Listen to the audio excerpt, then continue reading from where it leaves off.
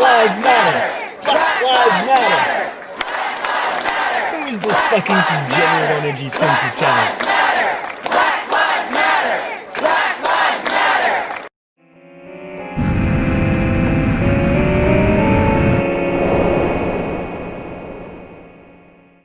I'm Danny Duchamp, welcome to my shitty Honda Fit. Hey, why do we hate those guys again?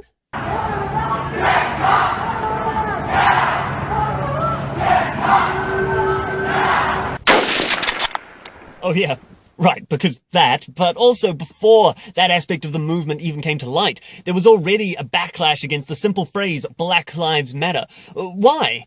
That's just expressing the totally valid idea that we should address the way black people are specifically targeted by police shootings in the US. Well, they've expanded to other countries now, but the movement is still mostly focused on the US, and I'm on an American YouTuber's channel right now, so we'll focus there too. As best I can tell, the initial response to the Black Lives Matter slogan was that while we're totally in favor of addressing police violence, we shouldn't focus solely on how it affects one racial group.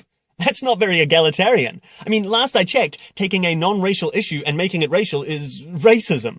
And that's a fair point, but what if that's not what they're doing?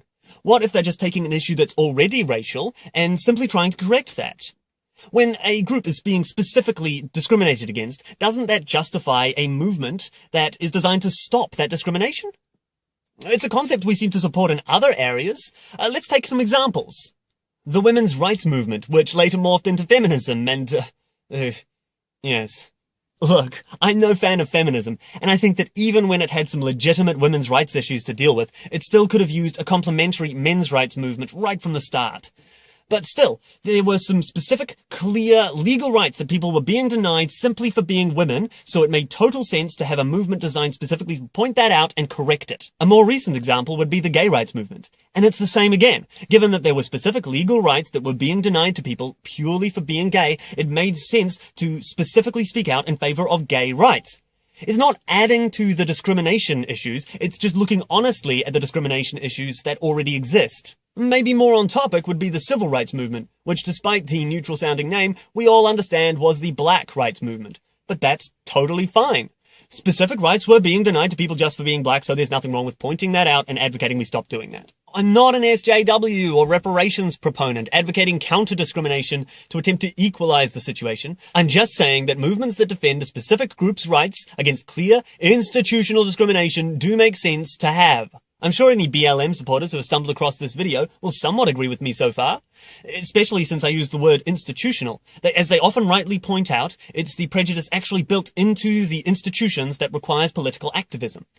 Sure, it's sad if there's some racist idiot who refuses to associate with or just dislikes anyone because of their race, but it's only a problem that requires the government to change anything when the prejudice is written into the legal system, or is the explicit policy of some public service, or perhaps when the prejudice is the condoned action of a public servant. So, everyone who's sympathetic to BLM, you're somewhat with me so far, right?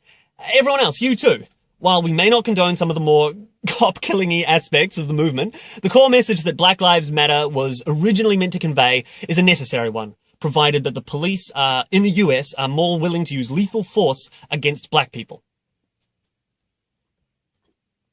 They're not, though. More white people are shot by American police each year than black people. According to data from the US Census Bureau, compiled by the Washington Post, black people accounted for around a quarter of police shooting victims, whereas white people accounted for about half. Now, I'm sure you'll rightly point out that this is insufficient data because there are fewer black people in America than white people. So blacks are still shot by police disproportionately, and that's true. That quarter of those shot by police is from a racial group that makes up less than 13% of the population. However, this still isn't sufficient data. Death by cop isn't something that could just happen to you at any moment. You need to at least have a run-in with the cops for it to be a real possibility, right? Well, blacks are disproportionately represented in violent crime in the US, so they're more likely to be in a situation where they have the potential of being shot by a police officer. Despite comprising only that 13% of the population, black people commit about half the murders, about a third of the aggravated assaults, and over half the robberies. You might have noticed that this makes them more overrepresented in the crimes that will put them in situations where police shootings are possible than they are in actual police shootings. This suggests that police are actually less willing to shoot blacks than whites. Now, you might say that we still aren't using enough information, but the only in-depth analysis I've been able to find on this topic also confirms our conclusion there. In July of this year, economist Royland G. Fryer Jr. published a paper called An Empirical Analysis of Racial Differences in Police Use of Force. I'll link it below, but the bottom line on his findings on lethal force is this. Blacks are 23.8% less likely to be shot by police relative to whites given the same conditions. So let's make sure we've got this straight. We've agreed that a movement in defense of a specific race is justified if there is institutional discrimination against that race.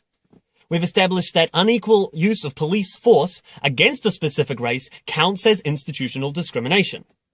And we've established that in the US, police are more willing to use said lethal force against whites. So, hashtag White Lives Matter, right? Do you know what Black Lives Matter supporters will be saying right now in this video?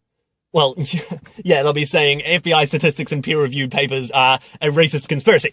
But do you know what the ones who still have some withered sense of perspective and intellectual honesty, do you know what they'll be saying? You know, I'm not so sure that behavior of government employees counts as institutional discrimination after all.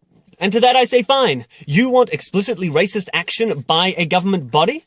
No problem. US federal, state, and local government provide billions upon billions of dollars in funding to universities. Universities which actively discriminate against white applicants.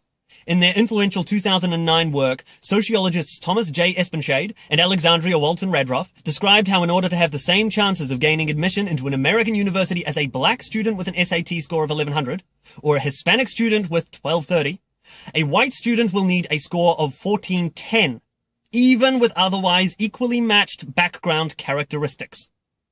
Let me stress this again. Government-funded institutions are setting admission requirements at different levels based on race. It is worth noting that discrimination here is also against Asian students and is in fact even stronger. So even if after this video you remain staunchly unconcerned with the plight of white people, you should still oppose this one. But can you imagine if, for example, blacks or Hispanics were institutionally discriminated against in this way? And anyway, once you leave university, the Asians are lumped in with the other races. An example I'd like to bring to your attention is the Minority Business Development Agency. This is a federal agency whose entire focus is helping business ventures started by anyone except white people. That is what minority means in this context, after all. The services it provides include networking help, technical support, and even access to capital. Can you imagine if such an organization was set up to help the businesses of anyone except black people? How about anyone except Hispanics? Even Asians, who were thrown under the bus by my previous example, would never be expected to accept a government agency designed to help everyone except their race. And don't think that just because I'm focusing on America, that it's just the states who have these problems. For example, in the UK, the government imposes strict racial quotas on the BBC's hiring practices and even has been known to flat out declare that certain jobs are not open to you if you're white. And no, it's not in jobs where your race is relevant, like on-screen work, for example. The article you can see now is about a research job to which white applicants were told, quote, "The positions are only open to those from black, Asian, and other ethnic minority backgrounds. Notice that's every race except one." Why not come right out with it and put "fuck off whitey" on the classified ad? And don't even get me started on my country, New Zealand, which literally has seats in parliament that are only open to one specific race. So how is this sort of shit acceptable against white people when it never would be against any other race? Well, remember that Royland G. Fryer Jr. paper that I mentioned before, An Empirical Analysis of Racial Differences in Police Use of Force?